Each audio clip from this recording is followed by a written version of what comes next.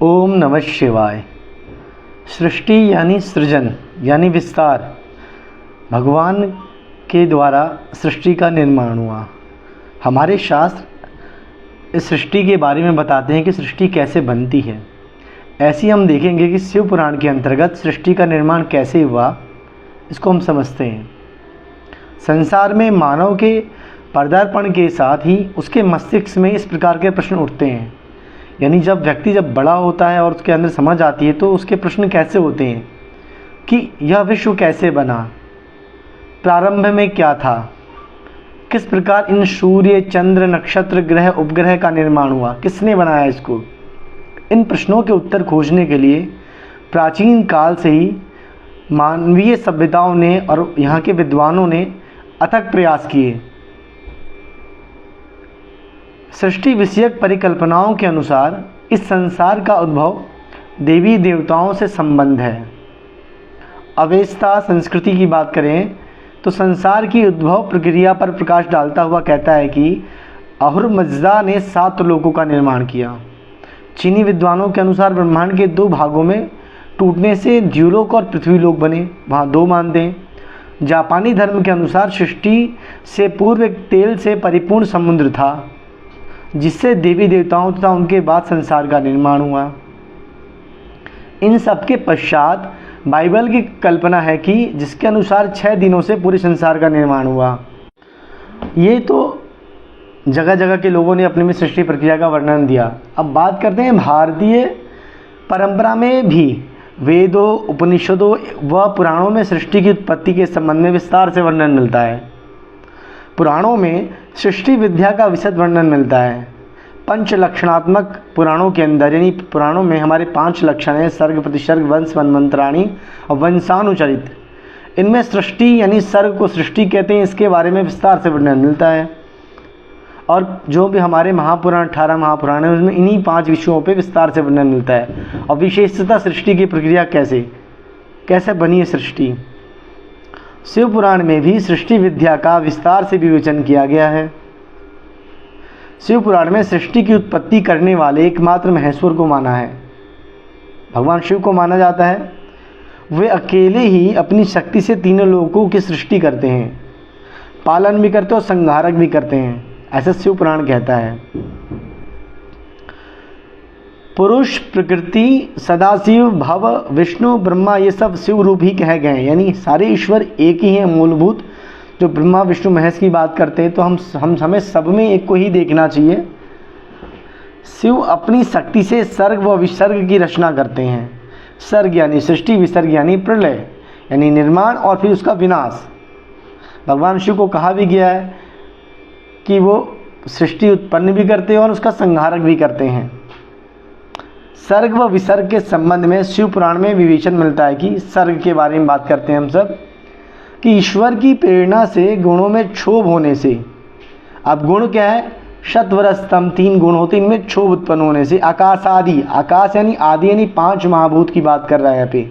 पृथ्वी, जल, तेज, वायु, आकाश, इनमें क्षोभ उत्पन्न हुआ 3 गुणों में और 5 महाभूतों में। तो शब्द आदि तन मात्राओं, इंद्रियों, अहंकार और महत्त्व की उत्पत्ति होती है। जब गुणों में क्षोभ उत्पन्न होता है आकाश आदि यानी 5 महाभूतों के साथ, तब शब्द आदि यानी तन मात्राएं होती हैं 5: शब्द, रूप, रस, गंध, स्पर्श। यानी शब्द कहाँ जाता है? शब्द कभी समाप्त नहीं होते, कहते हैं उस आकाश में विलीन हो जाता है। वायु को हम स्पर्श कर सकते हैं, गंध को हम सूंघ सकते हैं। तो इस तरीके से 5 तन्मात्रा, शब्द, रूप, रस, गंध। रस यानी जल का रस ले सकते हैं, और अग्नि जिसको हम देख सकते हैं। तो 5 महाभूतों और गुणों में क्षोभ उत्पन्न हुआ तो उससे तन्मात्राओं की उत्पत्ति हुई। इंद्रियों की उत्पत्ति हुई। 11 इंद्रियां हमारी, 5 कर्मेंद्रियां, 5 ज्ञानेंद्रियां और 1 मन, जिसको हम उभयात्मक मन कहते हैं। मन इंद्रियों का राजा होता है। जो 5 ज्ञानेंद्रियां होती हैं, आँख, नाक, कान, जीभ, त्वचा, और कर्मेंद्रियां होती है वाग, पाणी, पाद, पायु, उपस्थ।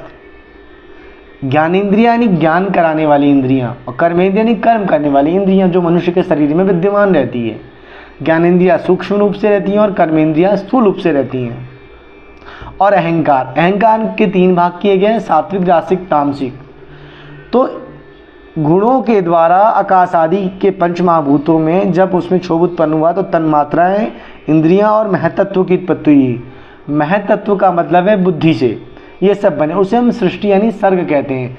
सर्ग बना है सृज धातु से, जिसका होता है बनना, निर्माण, विस्तार या फैलाव। शिव पुराण के अनुसार शिव, ब्रह्मा आदि तीनों देवताओं और प्रकृति के आत्मरूप हैं। वह अपनी लीला से संसार की सृष्टि कर ईश्वर रूप में स्थित हैं। इन प्रधान से पहले बुद्धि, ख्याति और मति पैदा हुई है और महतत्व के विक्षोभ से 3 प्रकार का अहंकार पैदा हुआ है। इस अहंकार के जैसे मैंने सात्विक, रासिक, तामसिक बोला, यहाँ इन्होंने बताया है विकारी, तमोयुक्त और भूत आदि। ये जो आपको मैं बात बता रहा हूँ, ये शिव पुराण के वायव्य संहिता में मिलता है। सृष्टि की प्रक्रिया का वर्णन उसको मैं बता रहा हूँ आप सबको, जब से अब उसी की बात कर रहे हैं हम सब।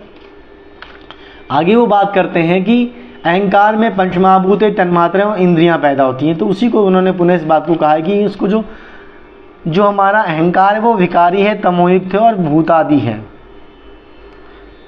अच्छा, अब बात करते हैं इस पुराण में सृष्टि को पंच महाभूतों का प्रपंच कहा गया है। प्रपंच यानी उसी से बना हुआ। आकाश में शब्द गुण, वायु में स्पर्श गुण, वायु को स्पर्श कर सकते हैं। शब्द रूप रस स्पर्श प्रधान गुणों वाली अग्नि है और शब्द स्पर्श रूप रस गुणों वाला जल है और शब्द स्पर्श रूप रस गंध से युक्त पृथ्वी है। इसके कार्य अवकाश देना, वहन करना, पचाना, वेग और धारण करना।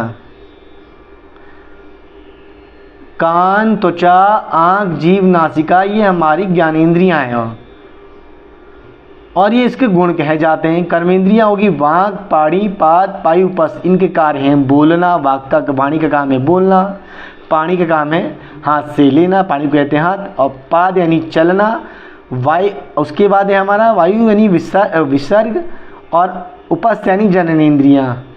तो मल से जुड़ा हुआ है विसर्ग यानी कि मल का विशेषण करते हैं, तो कर्मेंद्रियों के अंतर्गत आता है ये। तो ये सब बताया गया हमारा। आगे हम बात करते हैं कि इस प्रकार इस पुराण में सर्ग रचना का विस्तृत वर्णन आपको मैं बता रहा हूँ। सर्ग रचना के बाद विविध प्रकार की सृष्टि यानी कि सृष्टि के और रूप बताए हैं। जैसे कि अब सृष्टि थी, अब सृष्टि के बाद प्रलय यानी विसर्ग की बात करते हैं। विराट पुरुष से उत्पन्न ब्रह्मा के द्वारा जो विभिन्न चराचर सृष्टियों का निर्माण हुआ उसे विसर्ग कहा गया है। यह सृष्टि प्रक्रिया विभिन्न रूपों में दिखाई देती है, अलग अलग तरीके से दिखाई देती है हमें। यह सृष्टि प्रक्रिया, सृष्टि में सबसे पहले महत्त्व का आविर्भाव हुआ, सबसे पहले महत्त्व की उत्पत्ति हुई। यह प्रथम सर्ग है। दूसरा सूक्ष्म भौतिक अर्थात तन्मात्राएं और तीसरा वैकारिक सर्ग। दूसरा हुआ हमारा सूक्ष्म भौतिक और तन्मात्राएं और तीसरा हुआ हमारा वैकारिक सर्ग अर्थात इंद्रियां। ये 3 प्रकृति सर्ग कहे जाते हैं। इसके अतिरिक्त चौथा मुख्य सर्ग है जिसे पर्वत आदि स्थावर इसी के अंतर्गत आते हैं, यानी पर्वत आदि जो स्थावर हमारी सृष्टि है वो इसके अंतर्गत आते हैं। परंतु यह सृष्टि उपकारक नहीं है। ब्रह्मा जी ने दुखी होकर दूसरी सृष्टि की रचना की। जब इससे संतुष्ट नहीं हुए तो उन्होंने कुछ नया परिवर्तन किया। तब पशु पक्षियों की उत्पत्ति की। वे पशु आदि भीतर से ज्ञानवान परंतु बाहर से अज्ञानी थे। अंदर से तो बुद्धि थी, वे बाहर से अज्ञानी थे। अतः इन्होंने भी सतमार्ग का ग्रहण नहीं किया। इन्हें अपने कार्य में सहायक ना समझकर ब्रह्मा जी ने दूसरे प्रकार की सृष्टि की। तब ऊर्ध्वगामी सत्व गुण के प्रभाव से देवताओं की सृष्टि हुई। वे सुखी तथा प्रेमी थे। वे स्वभाव से ही प्रकाशवान तथा बाहर भीतर से ज्ञानी थे। तब ब्रह्मा द्वारा प्रधान का ध्यान करने से संसार की ओर सृष्टि का प्रभाव उत्पन्न हुआ। उसके बाद मनुष्य की उत्पत्ति हुई। यह सृष्टि अनेक भयानक दुखों से व्याप्त थी। ये बाहर भीतर ज्ञान वाले एवं रजोगुण तथा तमोगुण वाले थे। इसके बाद विपरीत भक्ति, तपोबल, परमेश्वर की कृपा तथा मंत्र सिद्धि इन 4 प्रकार के साधन मार्गों को स्वीकार करने वाले स्त्री आदि सुखों को ना चाहने वाले दुष्चरित भूत, प्रेत, पिशाच उत्पन्न हुए। यह 5 प्रकार की सृष्टि वैकृत सृष्टि है। प्राकृत और वैकृत सर्गों को मिलाकर ये 8 प्रकार की सृष्टियाँ कही गई हैं। प्रकृतादि 3 सर्ग अबुद्धिपूर्वक कहे जाते हैं, जिनमें बुद्धि की बात नहीं की जाती है। शेष 5 विकारी सर्ग जो बुद्धि में प्रवृत्त हुए, जिनके पास बुद्धि है। अब आगे बात करते हैं 9वें सर्ग की, जिसे हम कहते हैं कौमार्ग सर्ग। यह प्राकृत और वैकृत दोनों की है। ब्रह्मा जी ने अपने ही समान विद्वान पुत्रों को उत्पन्न किया। उनके नाम थे सनक, सनंदन, सनातन और सनत कुमार। ये सभी पुत्र योगी, वीतरागी, निरभिमानी थे, सन्यासी थे शुरू से ही। ये ईश्वरोन्मुख बुद्धि वाले थे, यानी ईश्वर के प्रति रुचि थी इनकी, तथा सृष्टि करने की इच्छा बिल्कुल नहीं थी।